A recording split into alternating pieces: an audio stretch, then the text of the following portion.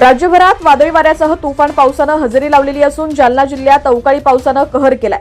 सलग 5व्या दिवशी जालन्यात तुफान पाऊस सुरू असून भोकरदन तालुक्यातील पिंपळगाव रेणुकाई शिवारात काल वीज पडून 2 तरुणांचा जागीच मृत्यू झालाय। एक जण गंभीर जखमी आहे। गेल्या 2 दिवसात जालन्यात वीज पडून एकूण 4 जणांचा मृत्यू झालाय। गणेश जाधव वय 32, सचिन बावस्कर वय 28 अशी मृतांची नावं असून शेतात काम करत असताना अचानक वीज कोसळल्यानं ही दुर्घटना घडली आहे। रविवारीही जालन्यात वीज पडल्यानं 2 जणांचा मृत्यू झाला होता। गेल्या 5 दिवसांपासून जिल्ह्यात सर्वदूर जोरदार अवकाळी पाऊस पडतोय, यामुळे फळपिकांचं मोठं नुकसान झालंय। गेल्या काही दिवसांपासून राज्यातील अनेक भागात जोरदार अवकाळी पावसाची हजेरी लागली आहे। वादळी वाऱ्यांसह मराठवाड्यात अनेक ठिकाणी जोरधारा सुरू आहे। 22 मे रोजी कर्नाटक जवळ अरबी समुद्रात कमी दाबाचं क्षेत्र तयार होणार आहे।